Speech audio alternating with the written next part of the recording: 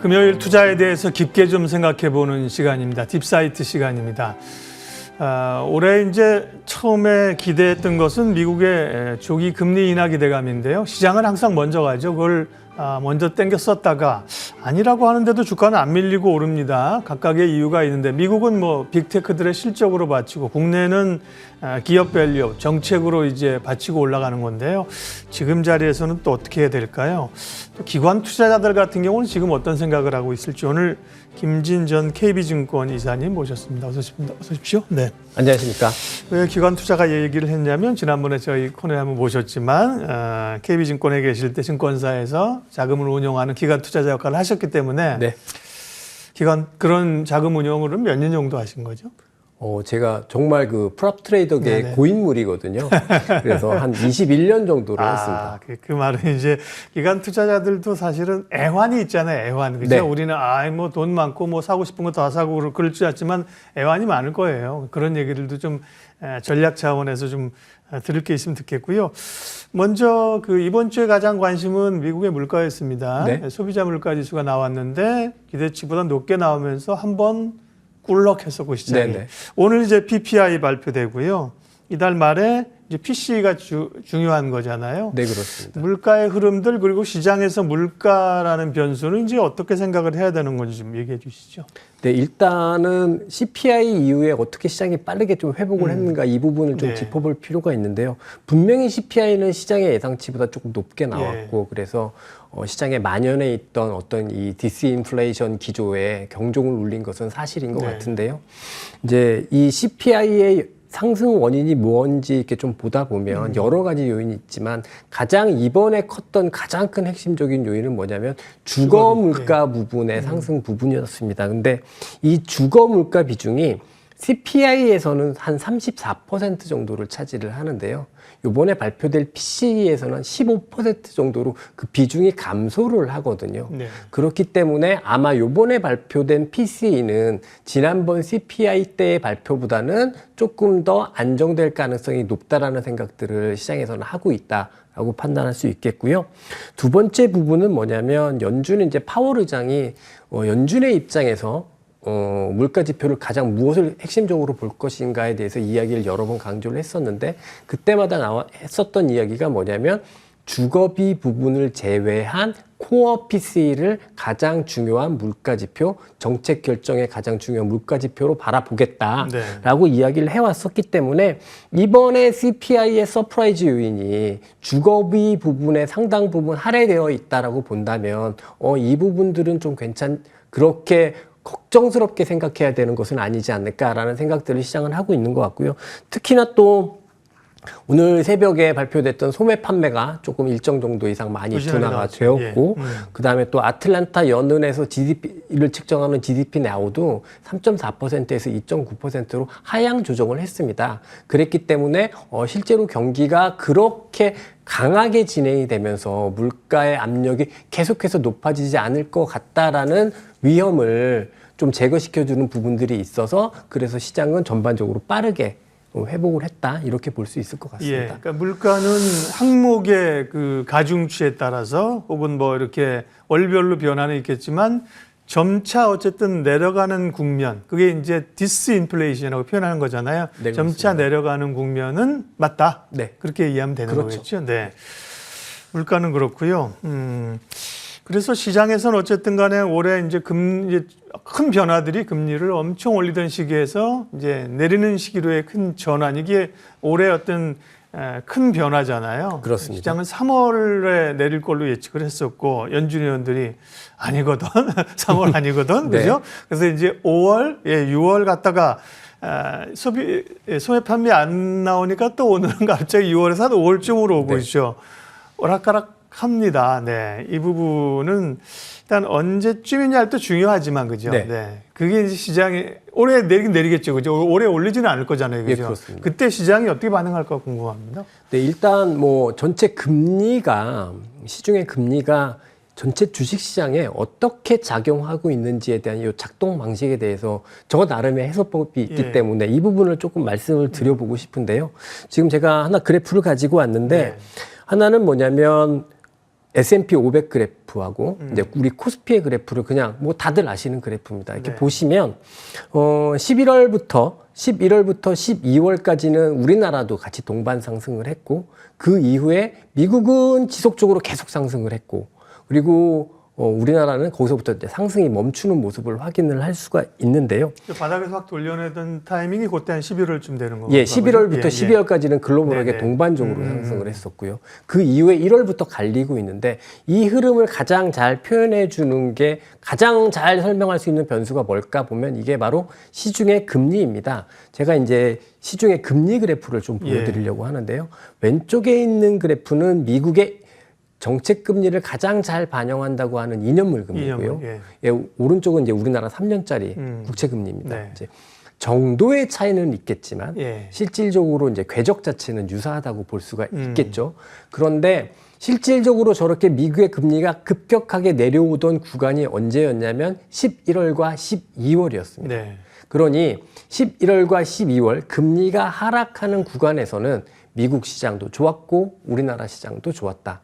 하지만 금리의 하락이 멈추고 나서부터 미국은 계속 좋고 우리나라는 상승을 잃어버렸다. 일단 이렇게 볼 수가 있을 것 같아요. 아니, 금리는 이제 빠르게 떨어지다 올랐는데 그러면 이제 우리는 못 오르고 미국은 오른 이유는 뭘까요? 근데 이 부분이 예. 미국과 우리나라 간의 지역 간의 상관관계뿐만 아니라 예. 미국 내부에서도 조금 보여지거든요. 지금 보여드릴 그래프는 네. 미국의 이제 마이크로소프트라고 대장주 중에 하나죠. 네. 이 주식이 왼쪽에 있고 오른쪽에 미국의 대표적인 굴뚝주 중에 하나인 다우케미칼이라는 주식입니다. 근데 이 주식도 보시게 되면 11월과 12월 사이에는 오른쪽에 있는 다우케미칼도 급등을 합니다. 같이 동반적으로 상승을 하거든요. 그런데 1월 이후에 금리가 결국은 하락이 멈추고 횡보를 하고 나서부터는 다우케미칼의 상승은 사라지고 마이크로소프트 같은 저런 AI 첨단 주식들은 계속해서 상승하는 모습을 확인을 할 수가 있어요.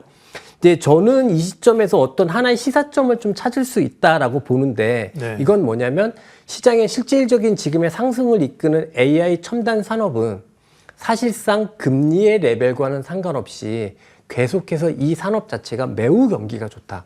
그렇기 때문에 금리와 연동되어서 주가가 그렇게 움직이지 않는다.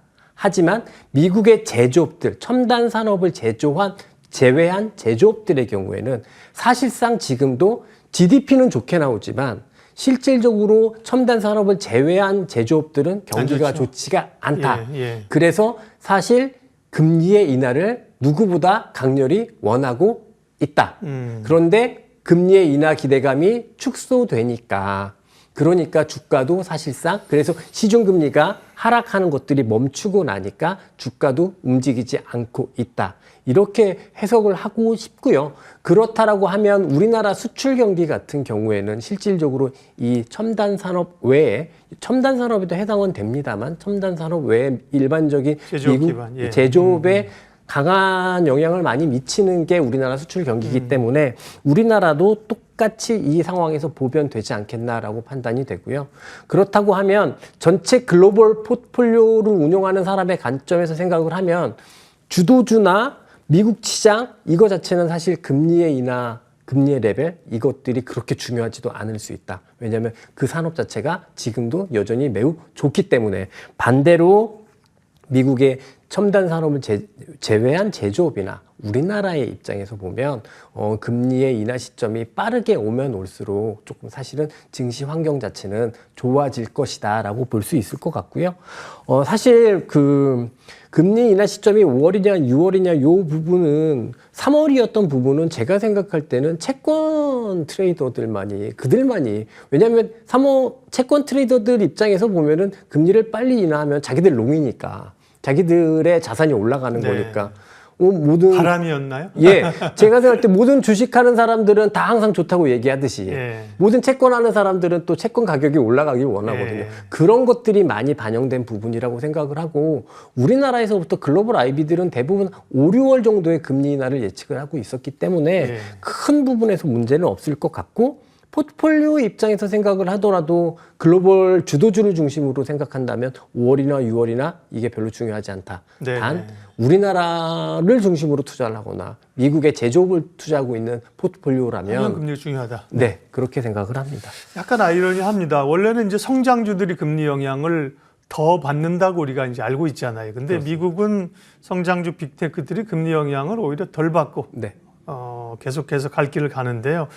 그러면 미국 증시도 사실 쏠림은 있어요. 네. 말씀하신 것처럼 다 오른 거 아니에요, 그죠? 네, 뭐 몇 개 종목 기술주들이 그냥 전체 시총을 끌어올린 건데 그러다 보니까 일부에서는 네, 좋긴 하나 좀 과한 거 아니야? 네, 네. 풍선이 굉장히 많이 부풀어 오른 것 아니냐? 예. 누가 한번 톡 찌르면 바람 빠질 수 있다 이런 네. 얘기도 있잖아요. 예. 특별히 AI주. 그런 점에서 미국 증시 방향성이나 대응은 어떻게 될까요? 일단 저도 예.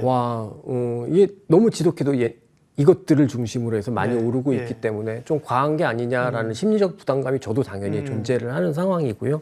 뭐 그게 아닙니다라고 얘기하는 건 거짓말인 것 같습니다. 네. 근데 사실은 이 부분은 어떻게 보면은 분석의 영역이 아니라 심리적인 영역, 심정적인 영역이 더 크다. 그렇게 판단하는 것은 네. 그렇게 생각이 들고요. 사실 이렇게 지속적으로 올라가는 주식들이 언제쯤 상승이 끝날 거다라고 이야기하는 것 자체가 그렇게 중요한 문제는 아닌 것 같다라는 생각이 들고, 저는 사실 이런 상황이라면 정말 끝날 때까지 그냥 계속해서 지켜보다가 예측하지 말고 끝나는 것을 네. 충분히 확인할 필요가 있지 않냐. 그리고 나서 대응해도 늦지 않지 않겠느냐라는 관점이고요. 꼭 그거 끝나는 시점을 예측해야 주식 투자의 성과가 좋다라고 생각되지도 않습니다. 네. 충분히 그것들을 확인하고 나서도 우리가 발빠르게 대응할 수 있다면 주식 투자는 할 수 있는 거니까, 저는 지금 입장에서는 이런 주식들이 언제까지 올라갈까 특별하게 예측하고 예단하면서 미리 팔지 말자. 네. 끝날 때까지 끝난 게 아니다. 그러면 그런 시그널들은 뭐가 좀 우리가 좀 생각은 하고 있을 수 있잖아요, 그죠? 네. 그런 시그널이라는 게 어떤 지표입니까, 아니면 가격 자체입니까? 가격 자체가 예를 들어서 크게 훼손될 때 이런 때인가요? 제가 이제 이코노미스트나 예. 그 뭐 스트래티지스트가 아니라 그러니까요. 실제로 트레이딩을 했던 그러니까요. 그 투자가의 입장에서 생각하면 이런 상황에서 가장 중요한 지표는 가격 지표입니다. 그렇죠? 예. 네. 추세가 무너지느냐 아니냐, 그게 가장 중요한 문제인 것 같습니다. 그러니까 기관 투자자라서 오래 계셨기 때문에 제가 좀 여쭤본다고 했는데, 기관들도 그런 거죠. 뭐 밸류도 물론 보죠. 당연히 보겠지만 정책도 보고 그랬지만 제일 중요한 거는 가격이죠. 가격이 오르는데 나쁘다고 생각하고 혼자 팔면 왕따 당하잖아요, 그죠? 그렇습니다. 돈 들어오면 사야 되고. 근데 그리고 이제 저처럼 프롭 트레이더는 네. 매년 계속 목표를 위해서 절대적인 수익을 내야 그렇죠. 되거든요. 네. 그러면 이런 상황에서 이렇게 올라가는 주식들을 가지고 있지 않는다고 그러니까요. 하면 네. 수익을 낼 수가 없거든요. 그래서 저는 뭐 밸류도 좋고 뭐도 좋지만 네,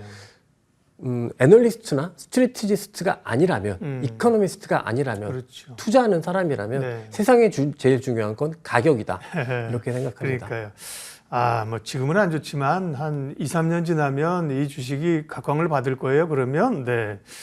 짐 싸서 다른 부서 발령 내겠죠, 그죠? 네. 집에 가라 그러겠죠. 네.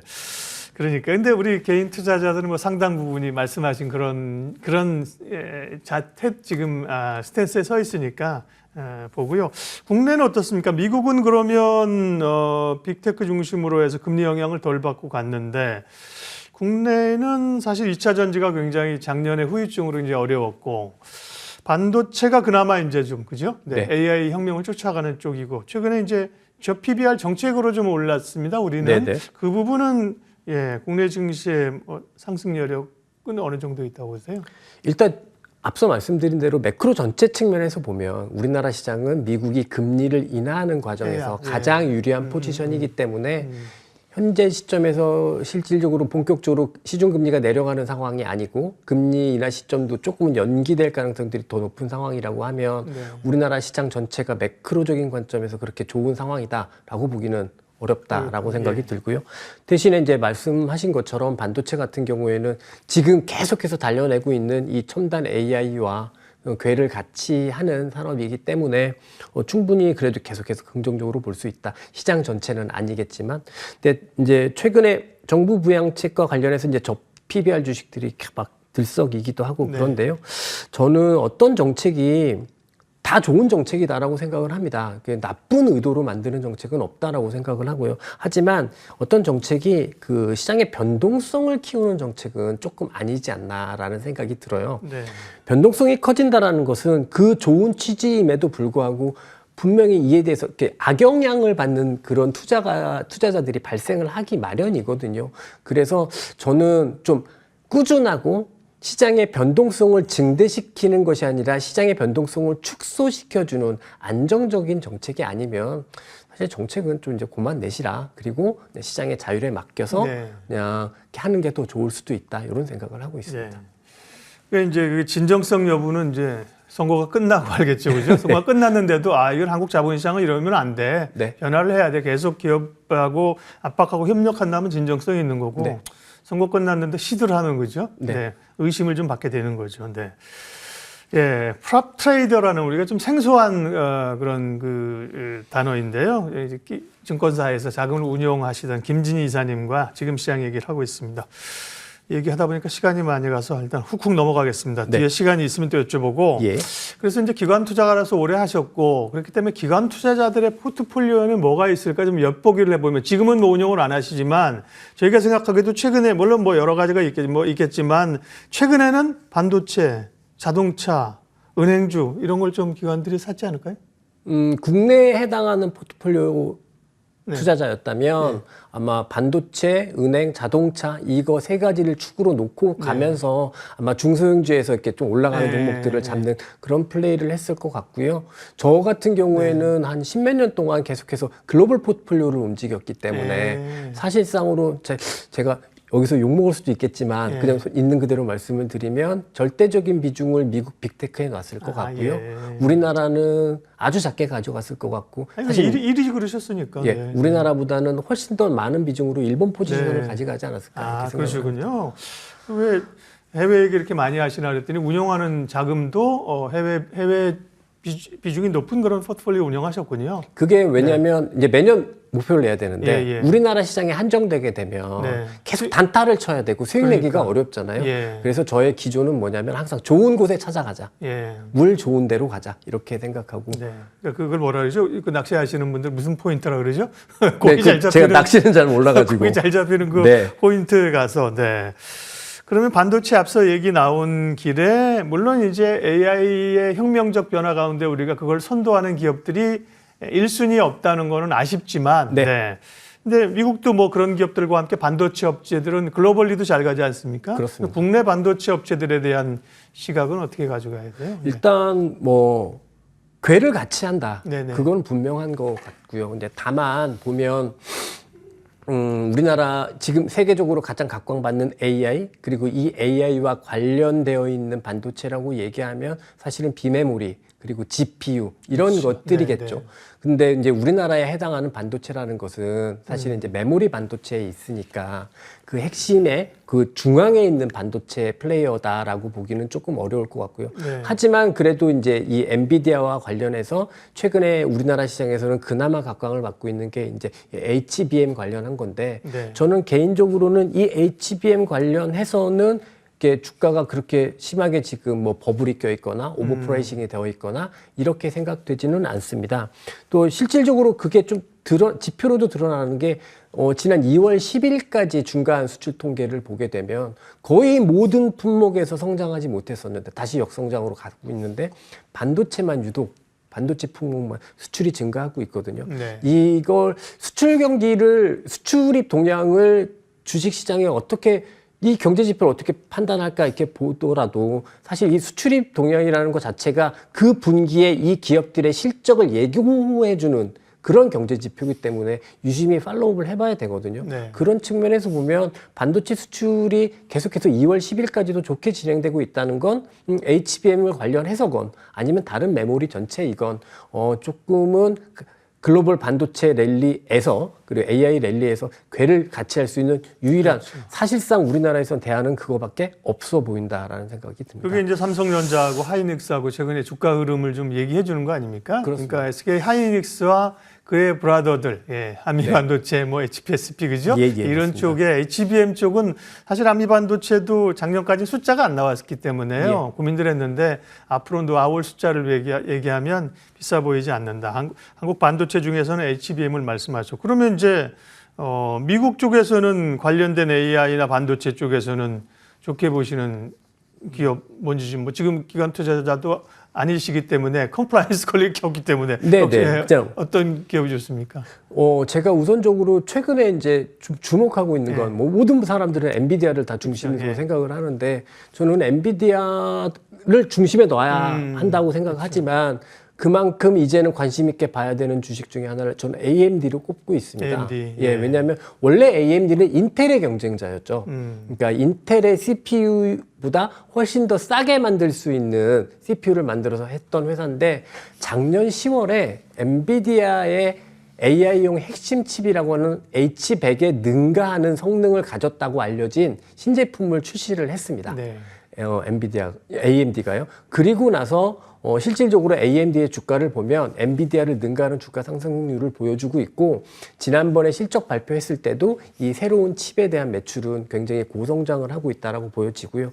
이게 왜 좋냐면 원래 AI 칩 자체가 엔비디아가 거의 독점하고 있었던 상황이기 그렇죠. 때문에 공급량 자체에 문제가 있어서 엔비디아는 60%씩 수익을 남길 수 있겠지만 실질적으로 AI 시장이 커지는 데는 어떻게 보면 제한 요인으로 작용을 했었거든요. 근데 이렇게 AMD가 이 시장에 가세를 하면서 AI 시장 자체가 이렇게 커지고 있는 부분들이 있어서 분명히 좋은 부분이다. 그리고 긍정적으로 봐야 될 포인트다라고 생각이 들고요. 그 외에 또 일본 주식 중에서도 보면 최근에 일본 주식 시장 뭐 정말 그렇죠. 막 너무 뜨겁고 예. 특히 그 가운데 반도체 주식들이 있습니다. 예. 그래서 도쿄 일렉트론이나 디스코 같은 회사들은 정말 말 그대로 너무 엄청난 주가 좋은 흐름을 보여주고 있는데 저렇게 높은 것들을 지금 와서 추천한다? 근데 지금 저는 지금 저것들을 가지고 있지 않으면 다른 것들에서는 수익 나기가 더 힘들다.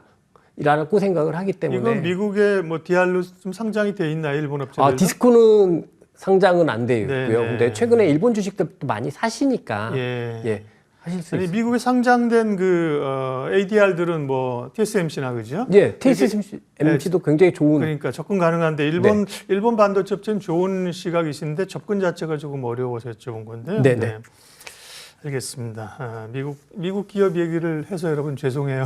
그런데 현실이 그 기업들하고 같이 궤를 가는 거니까 그죠? 그렇습니다. 거기에 실제로 투자하시는 분들도 많고, 저도 뭐 이게 방송하면서 이게 우리가 미국 방송인지 한국 방송인지 말만 한국어로 하고 있는 거지 계속 미국 얘기했잖아요. 미국 물가, 성장률, 금리 이게 뭐 일정 부분 받아들일 수밖에 없는 현실이어서 양해를 구하고요.